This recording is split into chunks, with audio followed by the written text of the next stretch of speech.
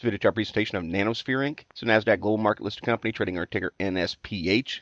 Taking a look at a bottom play chart here. Support level right down around $1.70, $1.75. Huge move after falling off at the beginning part of the year, climbing about 150% from bottom to top. Of course, that was followed by another fall right back near to that support level. A little bit of an up day on Tuesday, up about 4%. 890,000 shares traded. That was an uptick over the previous days. So with those things in mind, seeing the RSI come out of oversold condition, moving towards that middle benchmark of 50 to move into some bullish momentum.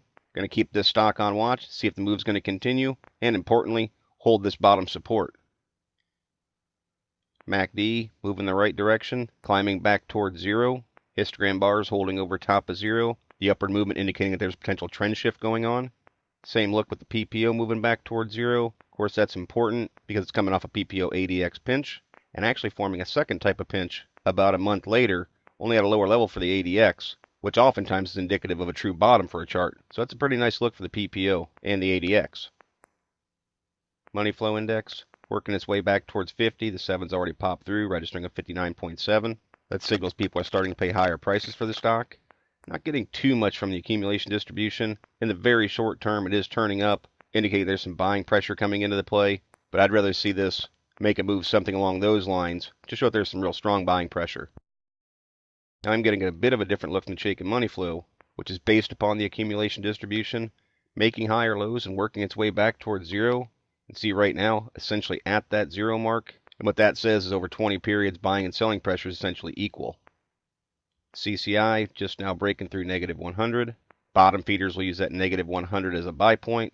It would be a sell as soon as it breaks back down through negative 100. Now it's notable as people trying to catch the full breadth of a move. It's definitely more risky down there. The official buy signal for the CCI actually doesn't come in until it breaks through positive 100. Full stow still down low. It's a gauge of momentum, but it's making a rotation, giving some early on signs that momentum might be trying to turn and head back towards a bullish position. But again, still very early on. Tricks, like the MACD, it's a gauge of trend, starting to move itself upward, flattening out a little bit, which isn't a great sign, but still overall moving back towards zero, indicating a potential shift in trend.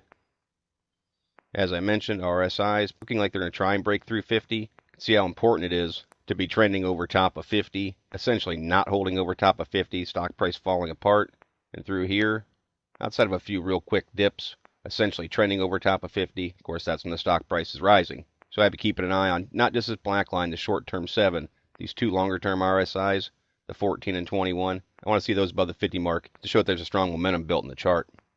I will say most importantly, I'm going to look for this bottom support to hold. Could put it all the way down at $1.72. But I'm going to pull it up a little bit higher, up near $1.80. I'd have my eye on that mark, because if it closes below that level, the odds are pretty strong it might blow right through this bottom support. So with the stock closing at $1.95 on Tuesday, I'd have my eye on $1.80 as a frontline support level. Now to the resistance side of things, I'd be looking near $2.20. Stock hasn't even closed above about $2.15 since this latest fall in August. And all through that area from $2.15 up to $2.20, might even say up to this point right here, around $2.30. I'm going to call that just a general area of resistance. But overall, it's going to be a real important point if the stock's going to try and make up some ground to fill this big gap that's left open all the way up to about $2.81. I will note that point because that's where the gap would be filled. But there's a lot of hurdles in the way before it really worries about adding about $1 a share to fill that gap.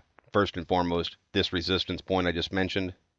And just generally trying to come through and make some higher highs and higher lows, similar to this move back in February. See, nice climb, go ahead and retrace some, move higher, retrace some.